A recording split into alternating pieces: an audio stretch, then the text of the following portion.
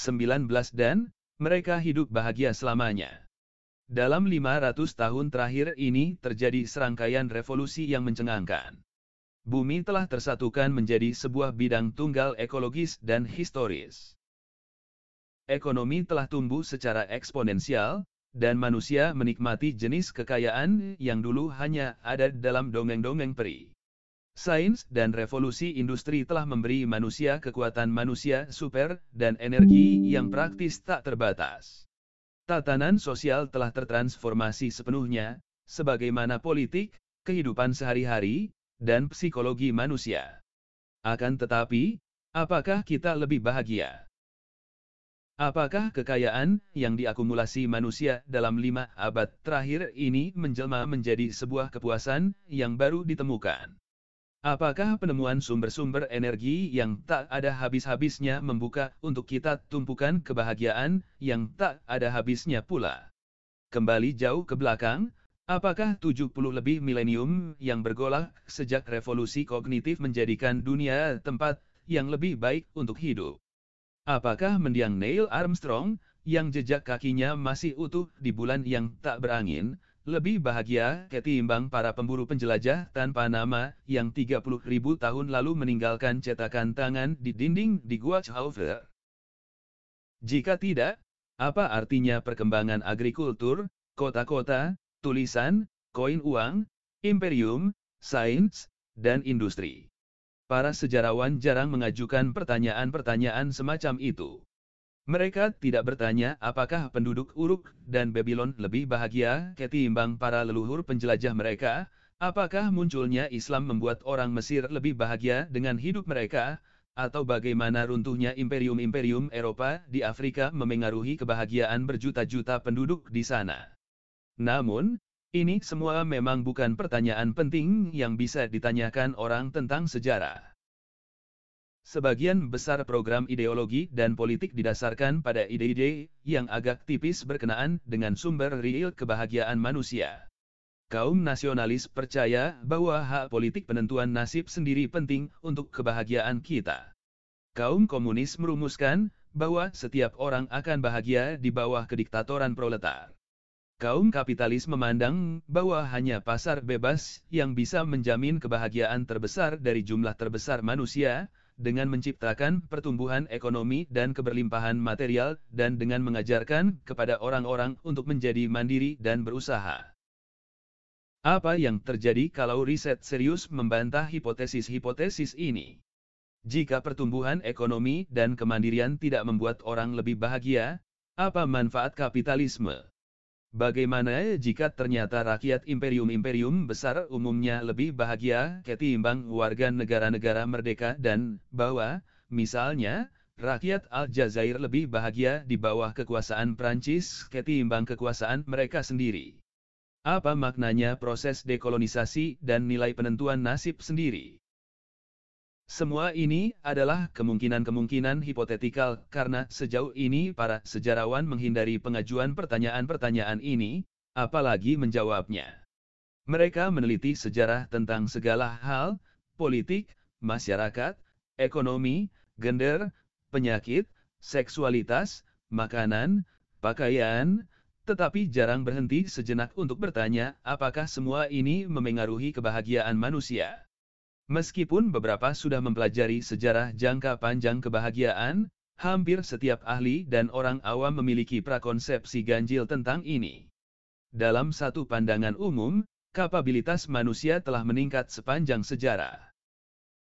Karena manusia umumnya menggunakan kapabilitas itu untuk mengentaskan penderitaan dan memenuhi aspirasi, maka disimpulkan bahwa kita pasti lebih bahagia ketimbang para leluhur abad pertengahan, dan mereka pasti lebih bahagia ketimbang para pemburu penjelajah zaman batu. Akan tetapi, pandangan progresif ini tidak meyakinkan. Seperti yang sudah kita lihat, bakat, perilaku, dan keterampilan tidak dengan sendirinya menjadikan hidup lebih baik. Ketika manusia tahu cara bertani dalam revolusi agrikultur, kekuatan kolektif mereka untuk membentuk lingkungan meningkat, tetapi banyak manusia individual tumbuh semakin kasar. Para petani harus bekerja lebih keras ketimbang para penjelajah untuk menghasilkan makanan yang lebih sedikit ragamnya dan kurang gizinya, dan mereka jauh lebih rentan pada penyakit dan eksploitasi. Demikian pula, penyebaran imperium-imperium Eropa meningkatkan sangat besar kekuatan kolektif manusia, dengan penyebaran ide-ide, teknologi, dan panen, serta membuka jalan-jalan baru bagi perdagangan. Namun, ini nyaris bukan berita bagus bagi jutaan orang Afrika, pribumi Amerika, dan aborigin Australia. Kalau melihat kecenderungan manusia yang sudah terbukti untuk menyalahgunakan kekuatannya, tampaknya naif untuk percaya bahwa semakin besar pengaruh yang dimiliki manusia, semakin bahagia mereka. Sebagian penentang pandangan ini mengambil posisi yang berlawanan secara diametris. Mereka mengemukakan korelasi terbaik antara kapabilitas manusia dan kebahagiaan. Kekuasaan itu korup, kata mereka, dan ketika manusia mendapatkan semakin banyak kekuasaan, hal itu menciptakan dunia mekanistik dingin yang kurang cocok dengan kebutuhan-kebutuhan real kita. Evolusi membentuk pikiran dan tubuh kita untuk kehidupan pemburu penjelajah. Transisi pertama pada agrikultur dan kemudian pada industri telah mengutuk kita untuk hidup secara tidak alamiah, yang tidak bisa memberi ruang penuh inklinasi inheren dan naluri sehingga kita tidak bisa memuaskan kerinduan-kerinduan yang paling dalam. Tidak ada dalam kehidupan yang nyaman kelas menengah urban yang bisa mendekati kegembiraan dan kesenangan lepas yang dialami satu kawanan penjelajah ketika berhasil memburu mamut. Setiap penemuan baru hanya membentangkan 1 mil jarak antara kita dan surga Eden. Akan tetapi, penekanan romantik ini untuk melihat bayangan gelap di balik setiap penemuan adalah sedogmatik keyakinan pada tidak terelakkannya kemajuan. Mungkin kita kehilangan rasa pada sisi dalam pemburu penjelajah kita, tetapi itu tidak buruk. Misalnya, selama 2 abad terakhir, kedokteran modern telah menurunkan angka kematian anak dari 33% menjadi di bawah 5%. Bisakah orang meragukan bahwa ini memberi kontribusi besar bagi kebahagiaan tidak hanya bagi anak-anak itu yang jika tidak terjadi kemajuan sudah mati, tetapi juga pada keluarga dan kerabat mereka?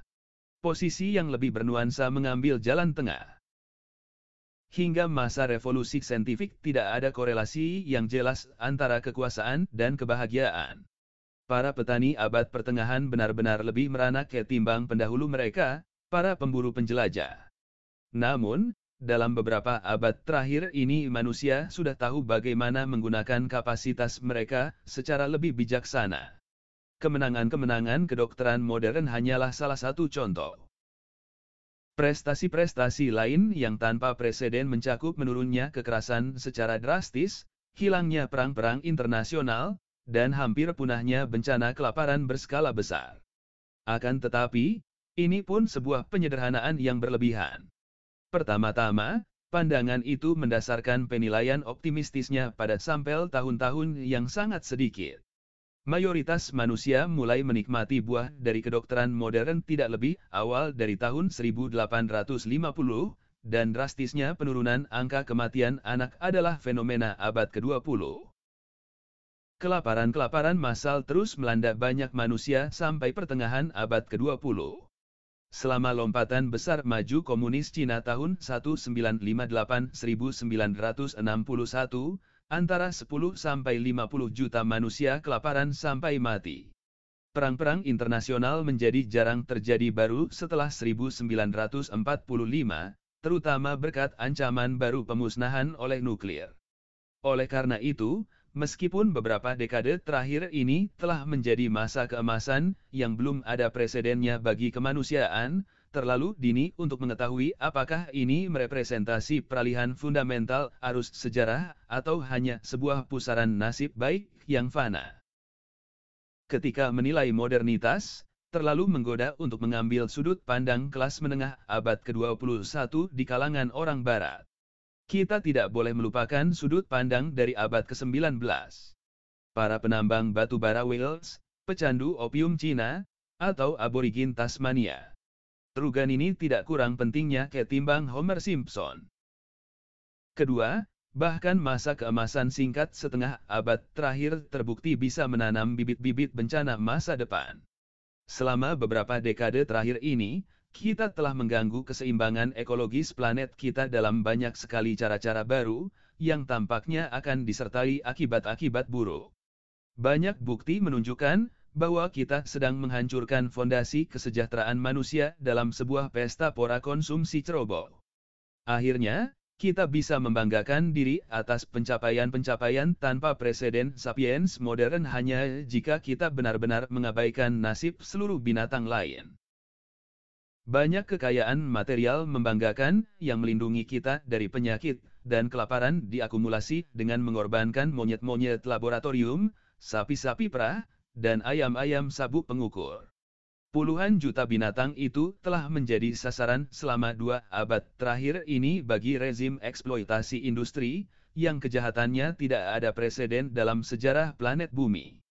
Jika kita menerima hanya 1/10 saja dari apa yang diklaim oleh para aktivis hak-hak binatang, maka agrikultur industri modern mungkin menjadi kejahatan terbesar dalam sejarah.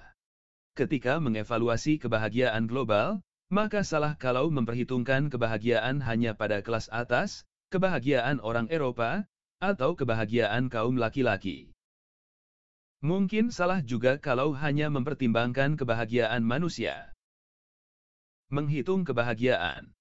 Sejauh ini kita telah membahas kebahagiaan seakan-akan ia hanya produk dari faktor-faktor material, seperti kesehatan, diet, dan kekayaan. Jika orang yang lebih kaya dan lebih sehat, maka mereka pasti juga lebih bahagia. Namun, apakah hal itu benar-benar jelas? Para filsuf, pendeta, dan penyair telah merenungkan sifat kebahagiaan selama beribu-ribu tahun, dan banyak yang menyimpulkan bahwa faktor-faktor sosial, etik, dan spiritual memiliki dampak yang sama besarnya pada kebahagiaan dengan kondisi-kondisi material. Mungkin orang-orang di masyarakat-masyarakat modern yang makmur sangat menderita akibat keterasingan dan ketidakbermaknaan walaupun mereka makmur. Dan, mungkin para leluhur yang kurang sejahtera menemukan banyak kebahagiaan dalam masyarakat, agama, dan keterikatan pada alam.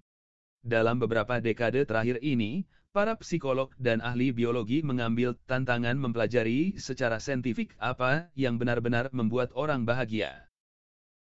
Apakah uang, keluarga, genetika, atau mungkin kebijaksanaan? Langkah pertama adalah mendefinisikan apa yang harus diukur. Definisi yang diterima secara umum tentang kebahagiaan adalah kesejahteraan subjektif. Kebahagiaan, menurut pandangan ini, adalah sesuatu yang saya rasakan di dalam diri saya sendiri, suatu perasaan entah itu kesenangan seketika atau kesenangan jangka panjang dengan keadaan yang berlangsung dalam hidup saya. Jika itu sesuatu yang dirasakan di dalam, bagaimana bisa diukur dari luar? Mungkin saja, kita bisa melakukannya dengan meminta orang mengatakan kepada kita bagaimana perasaan mereka. Maka, para ahli psikologi dan biologi yang ingin menilai seberapa orang merasa bahagia memberi mereka kuesioner untuk diisi dan hasil-hasilnya dihitung. Kuesioner tentang kesejahteraan subjektif biasanya meminta responden untuk memberi nilai dengan rentang angka 0 sampai 10 sesuai dengan jawaban yang mereka pilih, seperti, saya merasa bahagia dengan keadaan saya merasa kehidupan saya sangat membahagiakan, saya optimistik tentang masa depan, dan kehidupan ini baik. Peneliti kemudian menjumlahkan semua jawaban dan mengalkulasi tingkat umum kesejahteraan subjektif responden. Kuesioner-kuesioner semacam itu digunakan dalam rangka mengorelasikan kebahagiaan dengan berbagai faktor objektif. Satu studi mungkin membandingkan 1.000 orang yang berpenghasilan $100.000 setahun dengan 1.000 orang yang berpenghasilan $50.000. Jika studi menemukan bahwa kelompok pertama memiliki rata-rata level kesejahteraan subjektif level 8,7, sedangkan kelompok kedua memiliki rata-rata hanya 7,3, maka peneliti bisa menyimpulkan secara layak bahwa ada korelasi positif antara kekayaan dan kesejahteraan subjektif. Maka, dalam ungkapan bahasa Inggris sederhana bisa dikatakan, uang membawa kebahagiaan.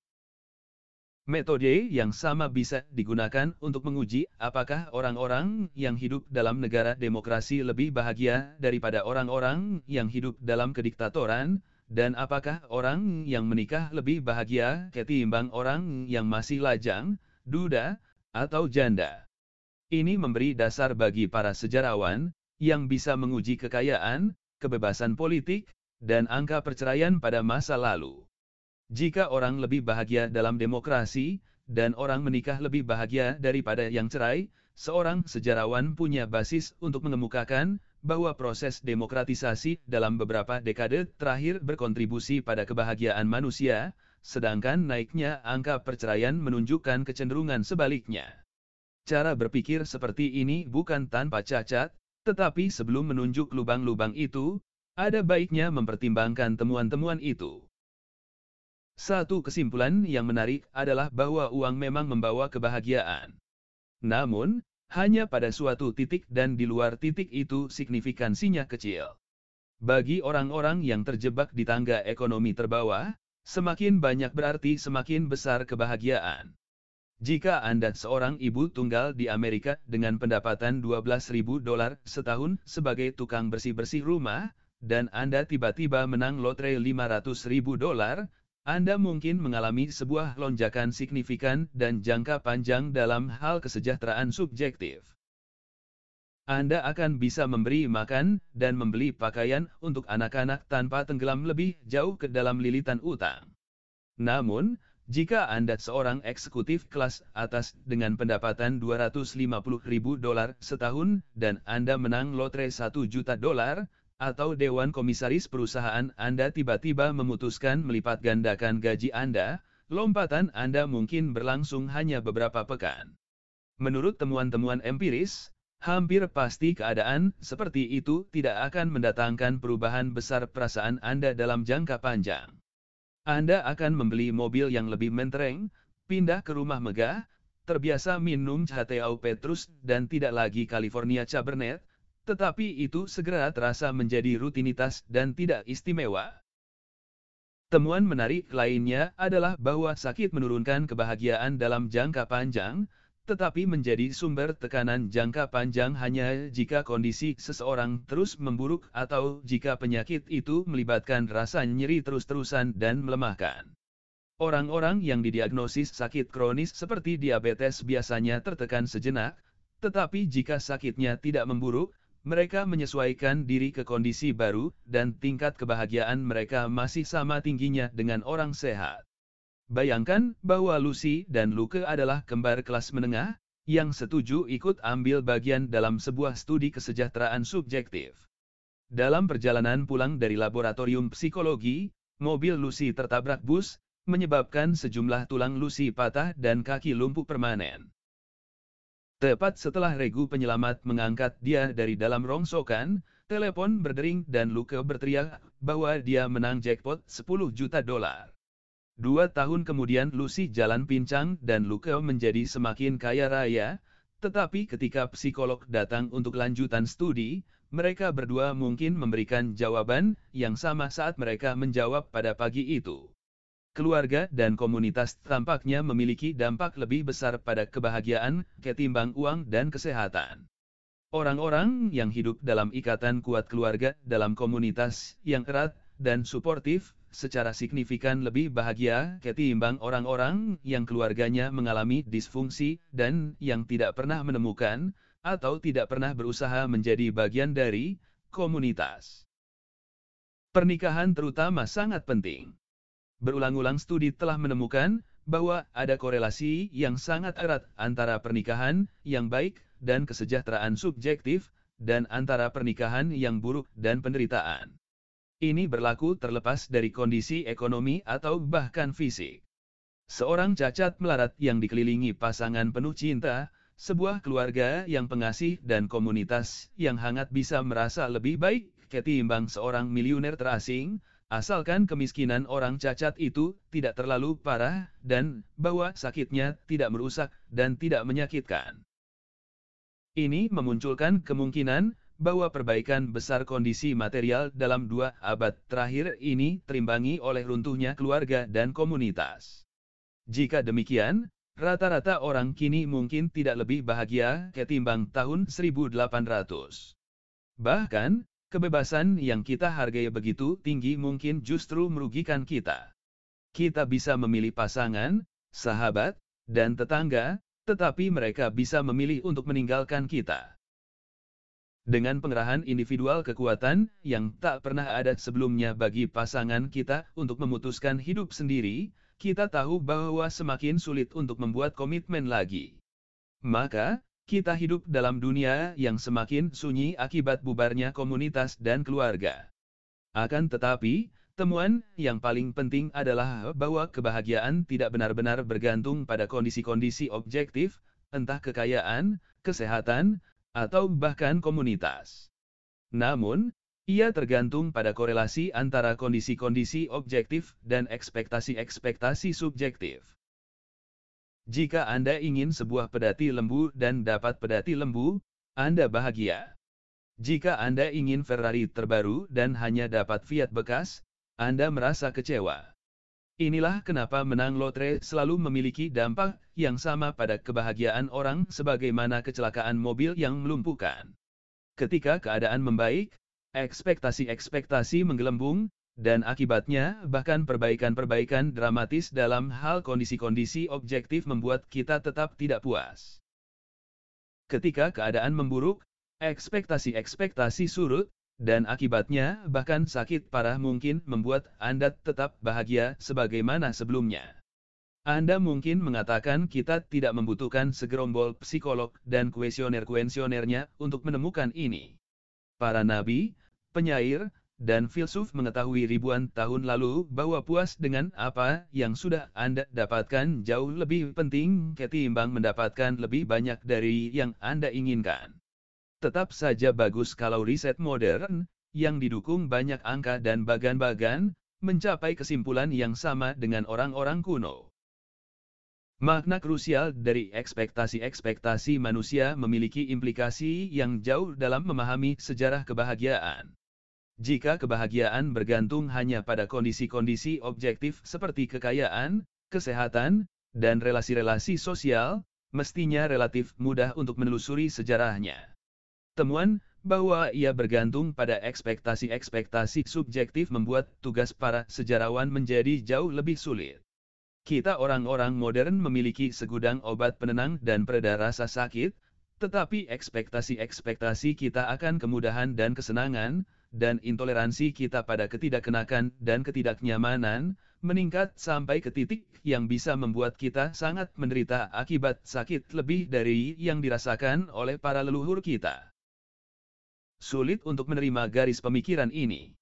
Problemnya adalah kekeliruan nalar yang melekat nun di dasar sanubari kita. Ketika kita berusaha menerka atau membayangkan betapa bahagia orang lain saat ini, atau betapa bahagia orang pada masa lampau, tak terelakkan kita pun membayangkan diri kita dalam sepatu mereka. Namun, itu tidak akan berhasil karena kita menempatkan ekspektasi pada kondisi-kondisi material orang lain. Dalam masyarakat-masyarakat makmur modern lazim mandi dan berganti pakaian setiap hari. Para petani abad pertengahan tidak mencuci baju berbulan-bulan, dan hampir tidak berganti pakaian. Pemikiran tentang hidup seperti itu, kotor dan bau sampai menusuk tulang, membuat kita merasa jijik. Namun, para petani abad pertengahan tampaknya tidak hirau.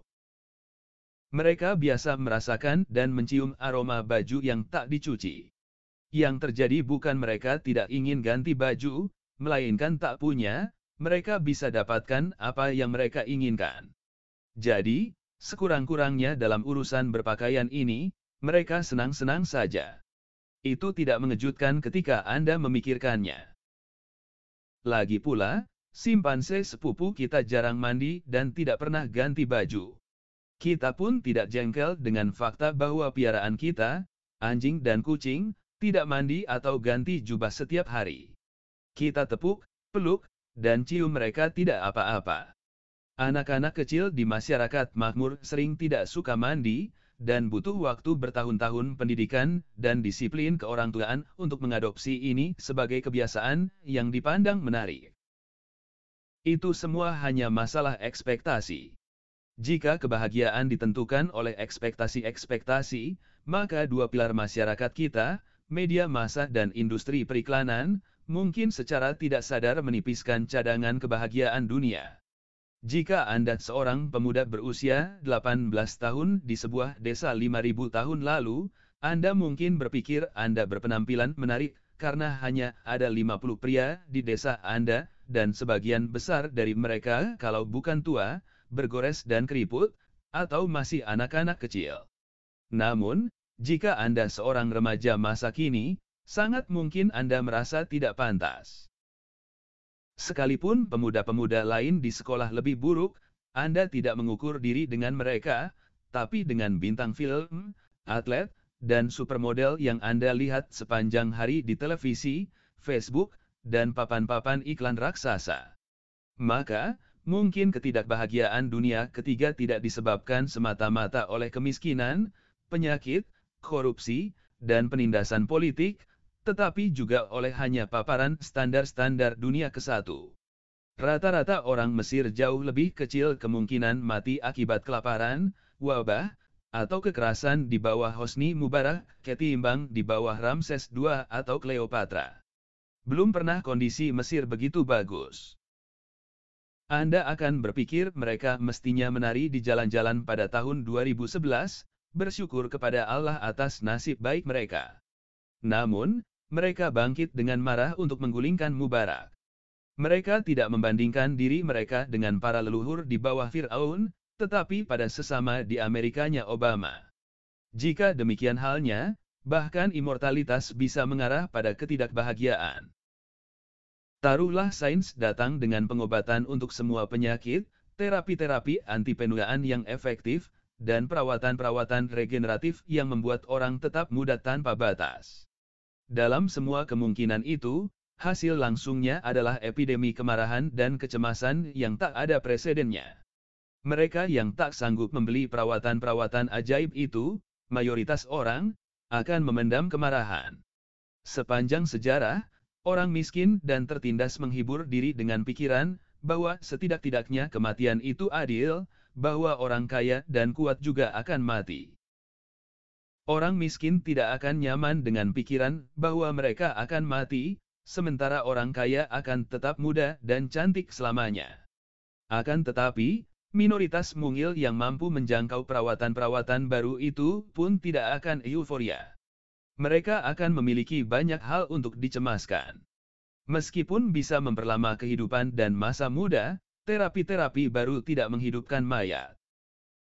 Betapa mengerikannya berpikir bahwa saya dan orang-orang tercinta bisa hidup selamanya, tetapi hanya jika kita tidak ditabrak truk atau diledakkan menjadi serpihan-serpihan oleh seorang teroris.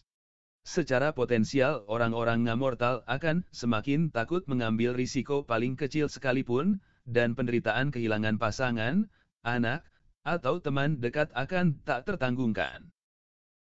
Kebahagiaan kimiawi. Para ilmuwan sosial mendistribusikan kuesioner-kuesioner kesejahteraan subjektif dan mengorelasikan hasil-hasilnya dengan faktor-faktor sosioekonomi seperti kekayaan, kesehatan, dan kebebasan politik. Para ahli biologi menggunakan kuesioner-kuesioner yang sama, tetapi mengorelasikan jawaban yang diberikan responden dengan faktor-faktor biokimia dan genetika. Temuan-temuan mereka mengejutkan.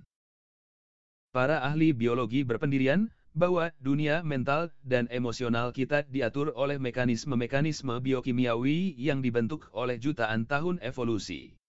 Sebagaimana keadaan-keadaan mental lainnya, kesejahteraan subjektif kita tidak ditentukan oleh parameter-parameter eksternal seperti gaji, relasi-relasi sosial, atau hak-hak politik.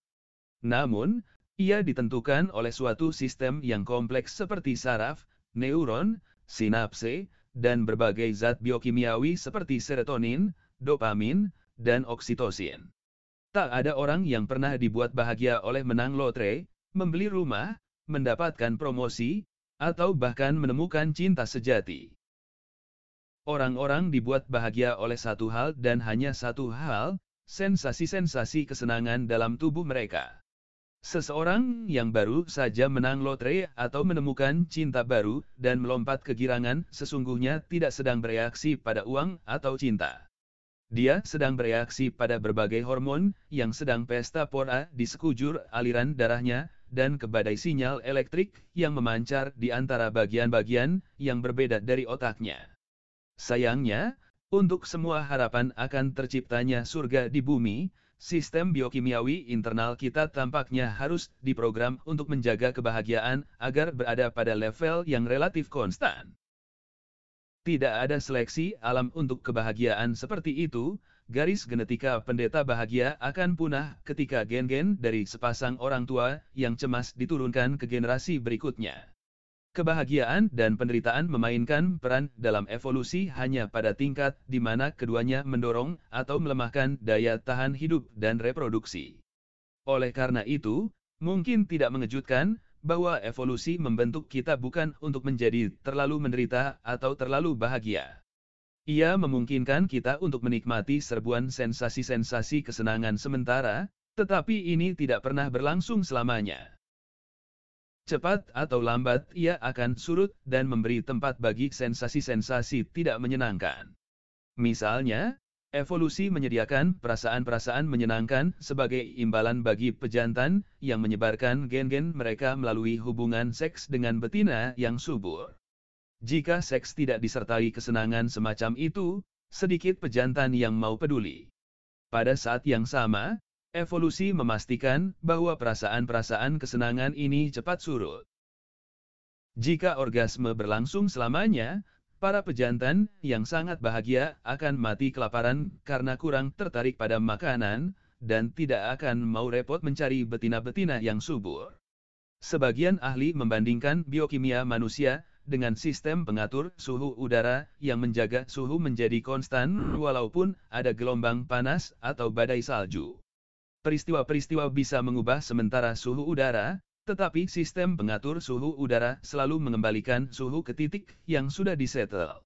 Sebagian sistem pengatur suhu udara disetel pada angka 25 derajat Celcius. Yang lain disetel pada angka 20 derajat. Sistem pengatur kebahagiaan manusia juga berbeda-beda antara satu orang dengan orang lainnya. Pada skala dari 1 sampai 10, sebagian orang dilahirkan dengan sistem biokimia yang ceria, sehingga memungkinkan suasana hati berkisar pada angka 6-10, yang stabil seiring waktu pada angka 8.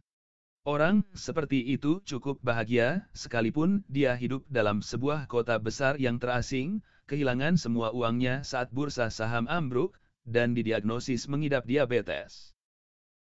Orang lain dikutuk dengan biokimia yang suram sehingga angkanya berkisar antara 3-7 dan stabil pada angka 5.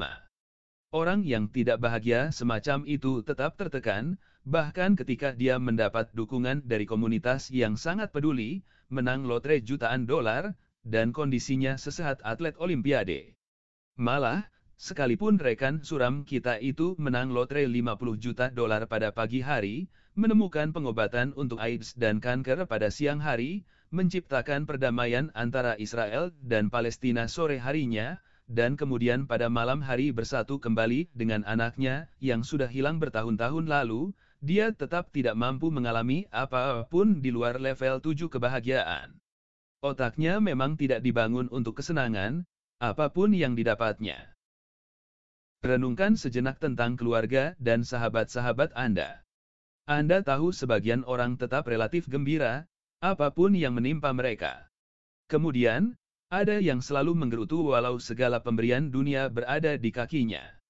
Kita cenderung percaya bahwa jika kita bisa mengubah tempat kerja, menikah, merampungkan penulisan novel, membeli mobil baru, atau melunasi hipotek, kita akan berada di puncak dunia. Namun, ketika kita mendapatkan apa yang kita inginkan, ternyata tidak lebih bahagia. Membeli mobil dan menulis novel tidak mengubah biokimia kita. Semua itu memang bisa mengguncang sejenak, tetapi segera kembali pada titik yang sudah disetel. Bagaimana bisa ini disejajarkan dengan temuan-temuan bidang psikologi dan sosiologi yang disebutkan di atas bahwa, misalnya, orang yang menikah lebih bahagia secara rata-rata ketimbang orang yang melajang. Pertama, temuan-temuan ini adalah korelasi-korelasi, arah hubungan sebab akibatnya mungkin berlawanan dengan apa yang sudah diasumsikan oleh para peneliti. Memang benar bahwa orang yang menikah lebih bahagia daripada orang yang melajang atau yang bercerai, tetapi itu tidak dengan sendirinya berarti bahwa pernikahan menghasilkan kebahagiaan. Bisa jadi kebahagiaanlah yang menyebabkan pernikahan. Atau lebih tepatnya, bahwa serotonin, dopamin, dan oksitosin melahirkan dan memelihara pernikahan. Orang yang dilahirkan dengan biokimia ceria umumnya bahagia dan gembira. Orang-orang seperti itu merupakan pasangan yang lebih menarik sehingga mereka memiliki peluang lebih besar untuk menikah.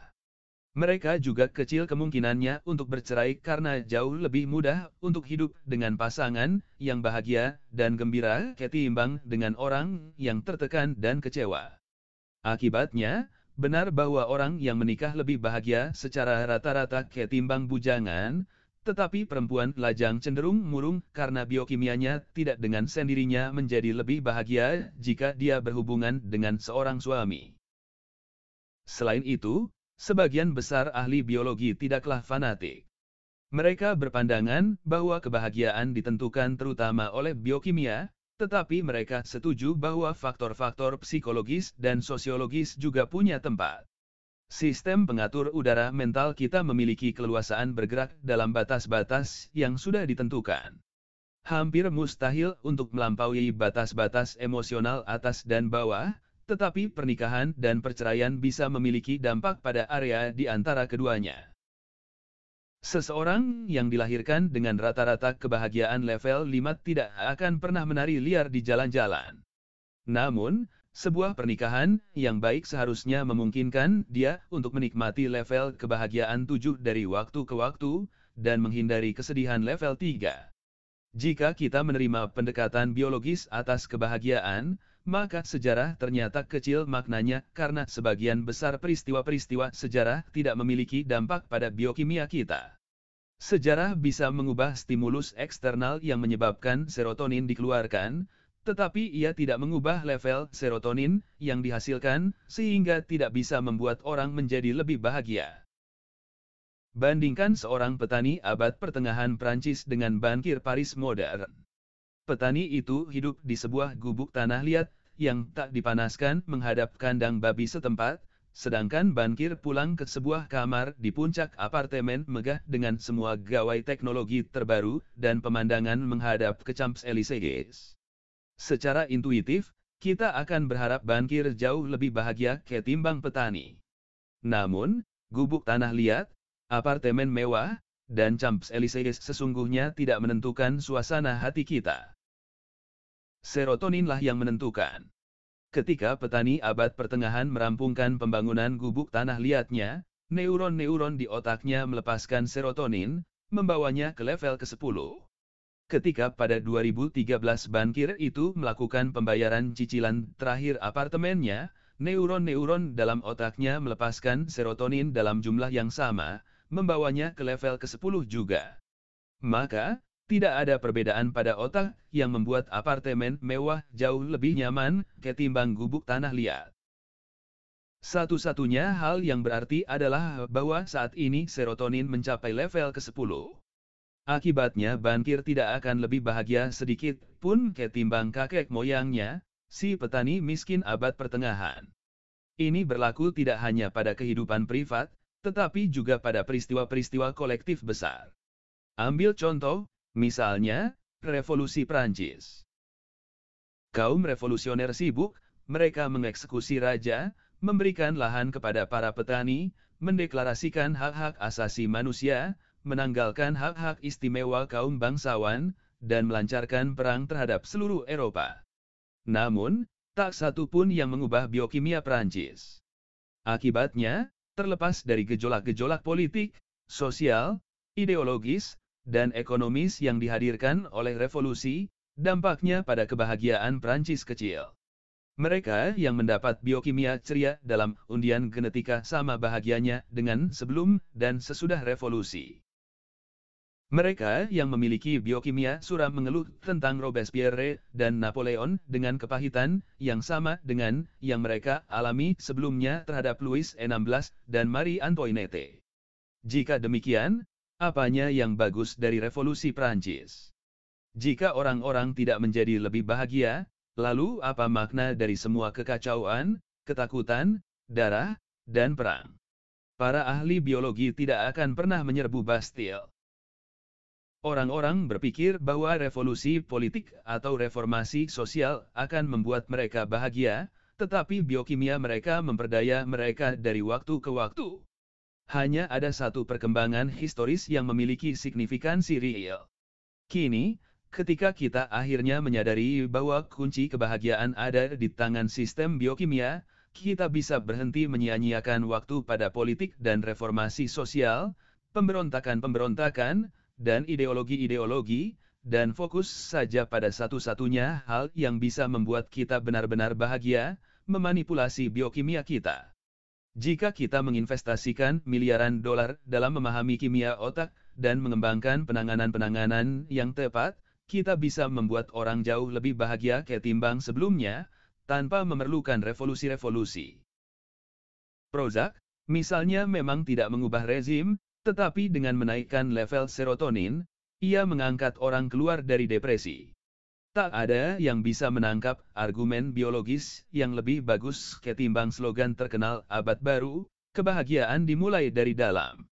Uang, status sosial, operasi plastik, rumah-rumah indah, posisi-posisi kuat, tak satu pun dari semua ini akan membawakan kebahagiaan kepada Anda. Bahagia yang awet hanya datang dari serotonin, dopamin, dan oksitosin. Dalam novel distopia Aldous Huxley berjudul Brave New World, yang diterbitkan pada 1932 di tengah memuncaknya depresi besar, kebahagiaan adalah nilai tertinggi dan obat psikiatris menggantikan polisi dan pemungutan suara menjadi fondasi politik. Setiap hari, setiap orang meminum satu dosis, soma, satu obat sintetis yang membuat orang bahagia tanpa merusak produktivitas dan efisiensi mereka.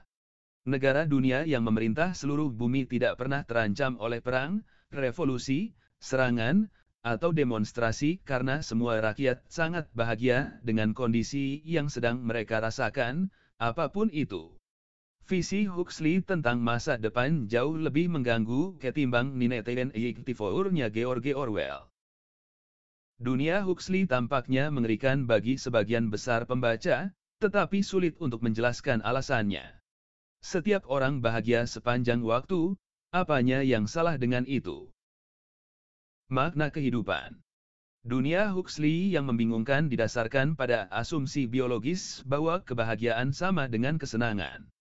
Untuk menjadi bahagia tidak kurang dan tidak lebih adalah mengalami kesenangan sensasi-sensasi ragawi. Karena biokimia kita membatasi volume dan durasi sensasi-sensasi ini, satu-satunya cara agar orang mengalami kebahagiaan tingkat tinggi dalam rentang waktu yang panjang adalah memanipulasi sistem biokimia mereka. Akan tetapi, definisi kebahagiaan itu ditentang oleh sebagian ahli. Dalam satu studi yang terkenal, Daniel Kahneman, pemenang hadiah Nobel di bidang ekonomi, meminta orang untuk menceritakan hari kerja biasa, menguraikannya episode demi episode, dan mengevaluasi seberapa besar mereka menikmati atau tidak menyukai setiap momen. Dia menemukan apa yang tampak sebagai paradoks dalam sebagian besar pandangan orang tentang kehidupan mereka. Ambil contoh pekerjaan yang mencakup kegiatan mengasuh seorang anak. Kahneman menemukan bahwa ketika menghitung momen-momen kegembiraan dan momen-momen membosankan, membesarkan anak ternyata merupakan urusan yang agak kurang menyenangkan. Pekerjaan itu meliputi terutama mengganti popok, mencuci alat-alat makan, dan mengatasi gejolak tantrum, yang tak seorang pun menyukainya. Namun, sebagian besar orang tua menyatakan anak-anak mereka adalah sumber utama kebahagiaan. Apakah itu berarti bahwa sesungguhnya orang tidak tahu apa yang baik bagi mereka? Itu satu opsi. Satunya lagi bahwa temuan-temuan tersebut menunjukkan kebahagiaan bukanlah surplus momen kesenangan atas momen tidak menyenangkan. Namun, Kebahagiaan terdiri dari pemandangan kehidupan secara menyeluruh sebagai hal yang bermakna dan berharga. Ada satu komponen kognitif dan etik yang penting pada kebahagiaan. Nilai-nilai kita merupakan hal yang paling berarti dalam hal apakah kita memandang diri kita, budak-budak yang menderita bagi bayi diktator, atau pengasuh penuh cinta bagi makhluk hidup baru. Dua, sebagaimana dijelaskan Nietzsche, jika Anda punya jawaban untuk pertanyaan mengapa harus hidup, Anda pasti mampu mengatasi hampir semua urusan terkait pertanyaan, bagaimana-nya. Sebuah kehidupan yang bermakna bisa sangat memuaskan, bahkan saat berada di tengah kesulitan, sedangkan kehidupan yang tidak bermakna adalah siksaan berat, betapapun nyamannya. Meskipun orang-orang di semua kultur dan era merasakan jenis kesenangan dan sakit yang sama, makna yang mereka pandang sebagai asal-muasal dari pengalaman-pengalaman mereka mungkin sangat beragam. Jika demikian, sejarah kebahagiaan mungkin jauh lebih rumit ketimbang yang dibayangkan para ahli biologi. Itu adalah sebuah kesimpulan yang tidak dengan sendirinya mendukung modernitas. Kalau kehidupan dinilai menit demi menit, maka orang-orang abad pertengahan pasti berat. Namun, jika mereka percaya janji kebahagiaan abadi di akhirat, mereka tentu memandang kehidupan mereka jauh lebih bermakna dan berharga ketimbang orang-orang sekuler modern, yang dalam jangka panjang tidak bisa berharap apapun kecuali kesunyian yang sempurna dan tak bermakna. Kalau ditanya, apakah kamu puas dengan kehidupanmu secara keseluruhan? Orang pada abad pertengahan mungkin memberikan angka kuesioner yang sangat tinggi untuk kesejahteraan subjektif. Jadi, para leluhur abad pertengahan kita bahagia karena mereka menemukan makna kehidupan dalam delusi-delusi kolektif tentang kehidupan akhirat. Ya, sepanjang tidak ada seorang pun yang mengusik fantasi-fantasi mereka, mengapa tidak? Sejauh yang bisa kita ketahui, dari sudut pandang yang murni saintifik, kehidupan manusia sama sekali tidak punya makna. Manusia adalah hasil dari proses buta evolusi yang beroperasi tanpa tujuan dan sasaran. Tindakan-tindakan kita bukanlah bagian dari rencana kosmis ilahiyah, dan jika planet bumi harus meledak besok pagi, alam semesta mungkin tetap berjalan sebagaimana biasanya. Sejauh yang bisa kita ketahui pada titik ini, subjektivitas manusia tidak akan terjawab. Oleh karena itu, setiap makna yang dipandang orang sebagai asal-muasal kehidupan mereka hanyalah delusi. Makna-makna duniawi lain yang ditemukan masyarakat abad pertengahan dalam kehidupan mereka tidak lebih delusional ketimbang makna-makna yang ditemukan humanis, nasionalis, dan kapitalis modern. Para ilmuwan yang mengatakan kehidupannya bermakna karena dia meningkatkan tumpukan pengetahuan manusia, tentara yang mendeklarasikan kehidupannya bermakna karena dia berjuang untuk membelah tanah air, dan pengusaha menemukan makna dalam membangun sebuah perusahaan baru tak kurang delusional dibandingkan dengan timpalannya pada abad pertengahan, menemukan makna dalam membaca kitab-kitab suci, berjuang di perang salib, atau membangun katedral baru. Jadi, mungkin kebahagiaan mensinkronkan delusi-delusi personal seseorang akan makna dengan delusi-delusi yang bertakan secara kolektif. Sepanjang narasi personal saya sejalan dengan narasi orang-orang di sekitar saya bisa meyakinkan diri bahwa kehidupan saya bermakna, dan menemukan kebahagiaan dalam keyakinan itu. Ini kesimpulan yang sangat berat. Apakah kebahagiaan benar-benar bergantung pada delusi pribadi? Kenali dirimu sendiri. Jika kebahagiaan didasarkan pada perasaan sensasi-sensasi kesenangan, maka untuk menjadi lebih bahagia kita perlu merekayasa kembali sistem biokimia kita. Jika kebahagiaan didasarkan pada perasaan bahwa kehidupan itu bermakna, maka untuk menjadi lebih bahagia, kita perlu mendelusi diri secara lebih efektif. Adakah alternatif ketiga? Kedua pandangan di atas memiliki kesamaan asumsi bahwa kebahagiaan adalah sebentuk perasaan subjektif, entah itu kesenangan atau makna, dan bahwa untuk menilai kebahagiaan seseorang, yang kita butuhkan hanyalah bertanya bagaimana perasaan mereka. Bagi banyak orang di antara kita, itu tampak logis karena agama dominan dalam masa kita adalah liberalisme. Liberalisme memuja perasaan subjektif individu-individu. Ia memandang perasaan-perasaan tersebut sebagai sumber otoritas tertinggi. Apa yang baik dan apa yang buruk, apa yang indah dan apa yang buruk, apa yang harus dan apa yang tidak boleh, semuanya ditentukan oleh apa yang dirasakan setiap orang dari kita. Politik liberal didasarkan pada ide bahwa para pemberi suaralah yang paling tahu, dan tidak dibutuhkan saudara tua yang mengajari kita apa yang bagus buat kita. Ekonomi liberal didasarkan pada ide bahwa pelanggan selalu benar. Seni liberal mendeklarasikan bahwa keindahan ada di mata penonton. Para pelajar di sekolah-sekolah dan universitas-universitas liberal diajari untuk berpikir bagi diri mereka sendiri.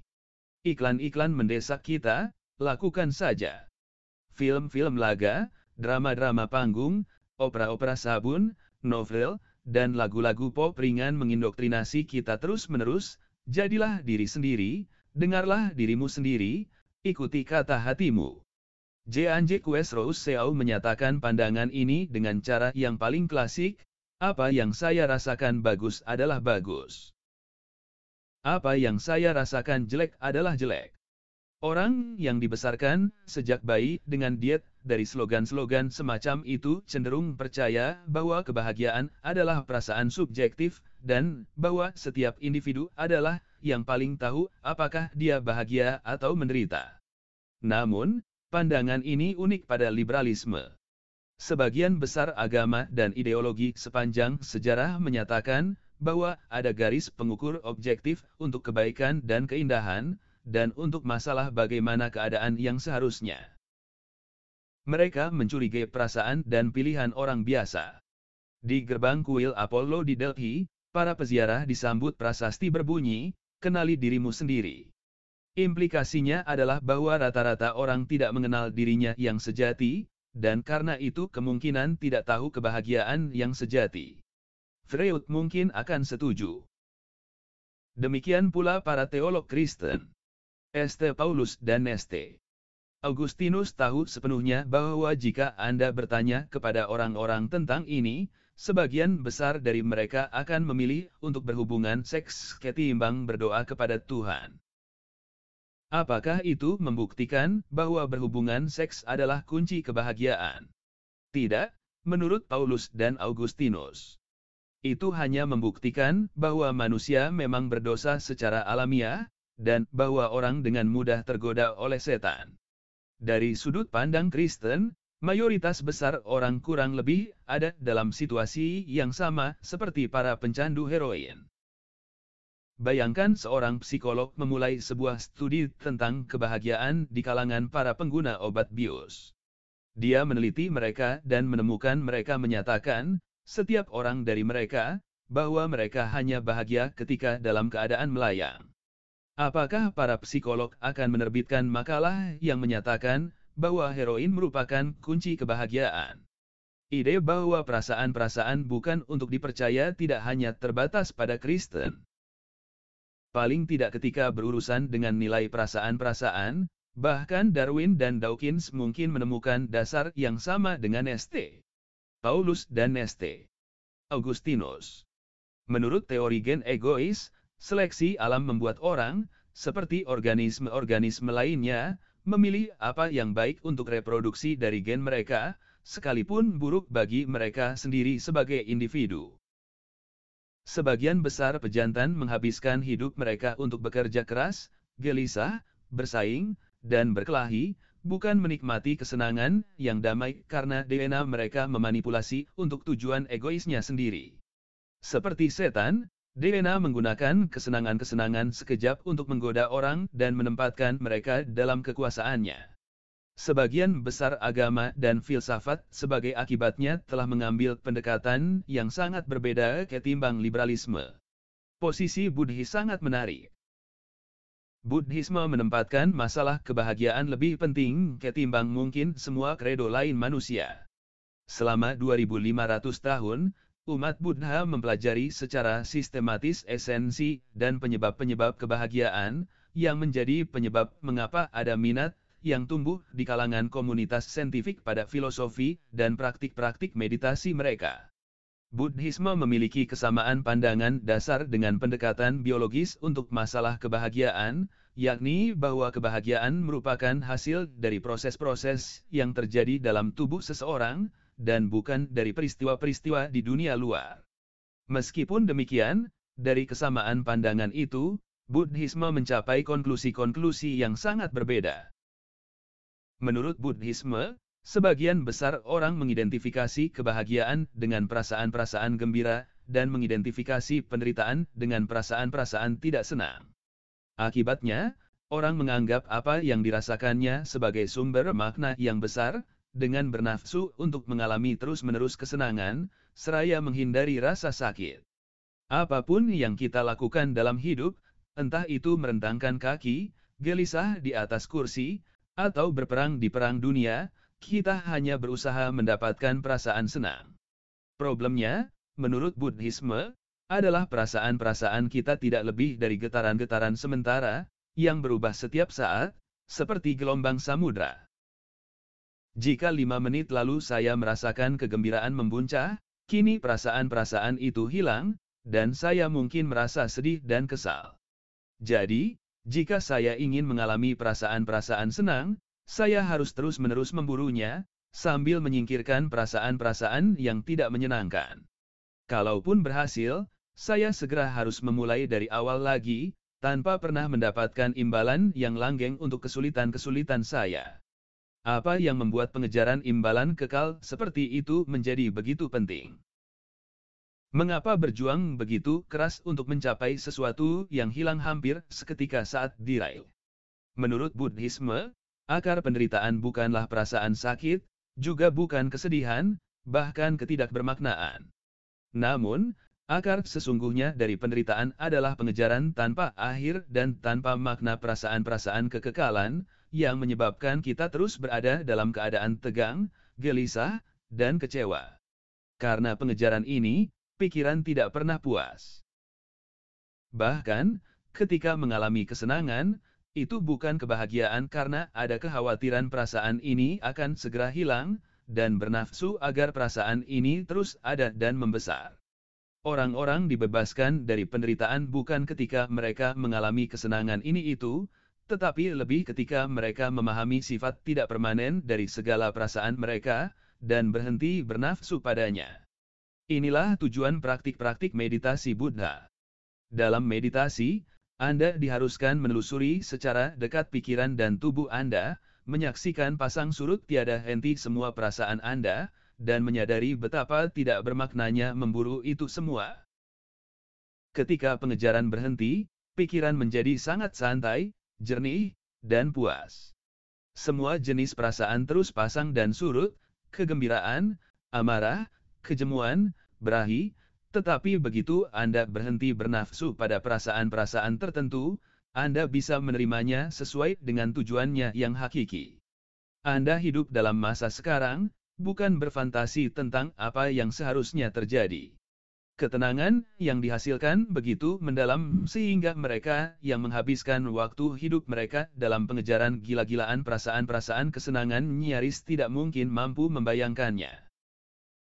Ini seperti seorang yang berdiri selama beberapa dekade di pantai, memeluk ombak-ombak tertentu yang bagus, dan berusaha mencegahnya terpecah, sambil secara simultan mendorong mundur ombak-ombak yang jelek untuk mencegahnya kembali mendekatinya lagi. Hari demi hari berlalu, orang itu berdiri di pantai, membuat dirinya gila dengan upaya sia-sia.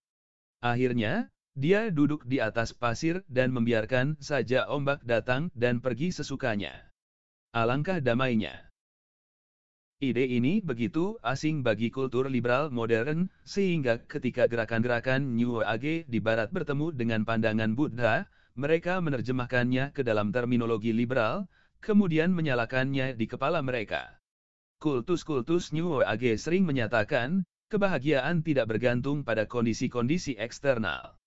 Ia bergantung hanya pada apa yang kita rasakan di dalam.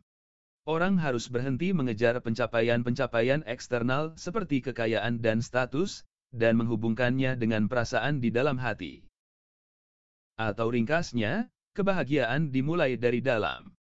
Inilah tepatnya yang dikemukakan para ahli biologi, tetapi kurang lebih bertentangan dengan apa yang dikatakan Buddha. Buddha setuju dengan biologi modern dan gerakan-gerakan New Age bahwa kebahagiaan independen dari kondisi-kondisi eksternal. Namun, pandangannya yang lebih penting dan jauh lebih mendalam adalah bahwa kebahagiaan sejati juga independen dari perasaan-perasaan hati kita. Sungguh, semakin besar kita mementingkan perasaan kita, semakin besar kita bernafsu padanya, dan semakin berat kita menderita.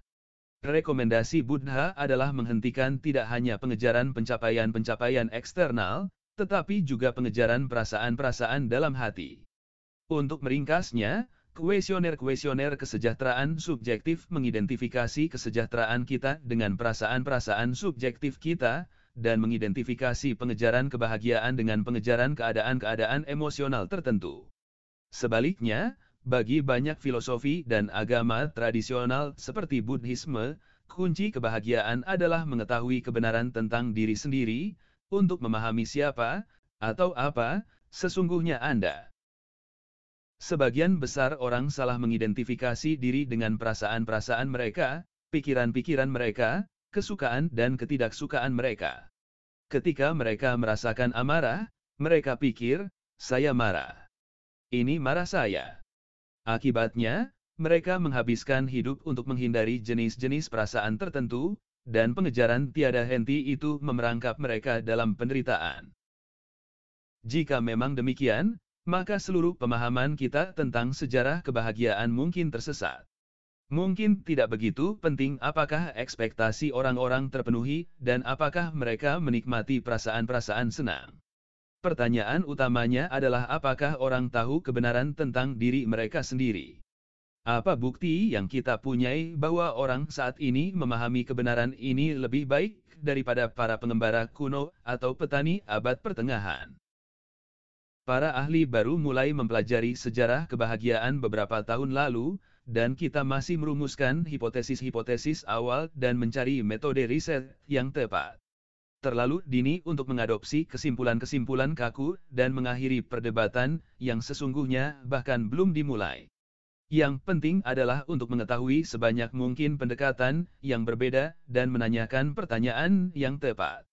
Sebagian besar buku sejarah fokus pada ide-ide para pemikir besar, para jagoan perang pemberani, para santa dermawan, dan kreativitas para seniman. Mereka memang sudah menceritakan banyak tentang terjalinnya dan bubarnya struktur-struktur sosial, tentang bangkrut dan runtuhnya imperium-imperium, tentang penemuan dan penyebaran teknologi-teknologi. Namun, mereka tidak menceritakan apa-apa tentang bagaimana semua ini memengaruhi kebahagiaan dan penderitaan individu. Inilah kekosongan terbesar dalam pemahaman kita tentang sejarah. Kita sebaiknya mulai mengisi kekosongan itu.